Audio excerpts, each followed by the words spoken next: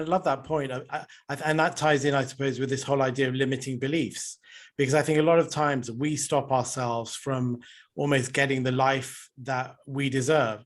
And I'm not saying that you can have a great life without putting the work in. But I think what I find really frustrating is that there's so many people out there who are doing really good work, but for whatever reason aren't getting recognized.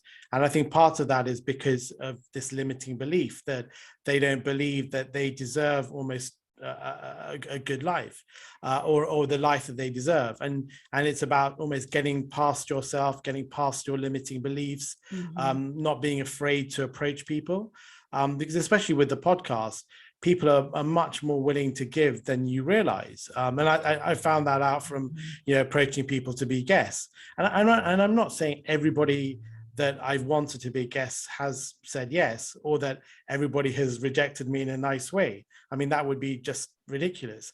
But I think more people have been helpful and friendly than not. I mean, what do you think about the whole idea of limiting belief, Deb?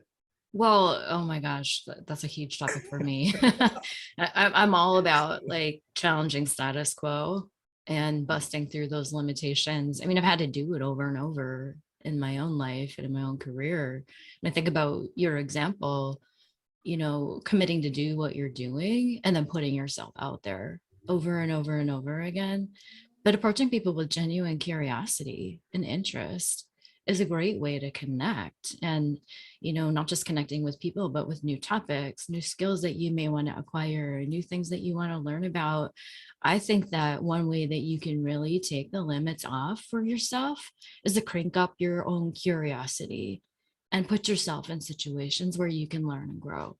That's there's a few questions that I always ask when I'm making big decisions that help me to take the limits off. And it's really about, how do I want to live? Who do I want to be? And how do I want to grow?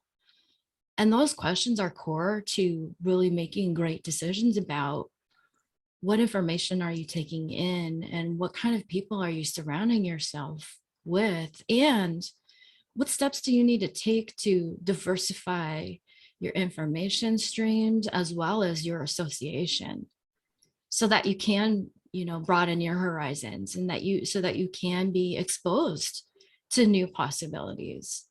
So I mean, even meeting you required stepping out into a new environment, taking the limits off, Yeah.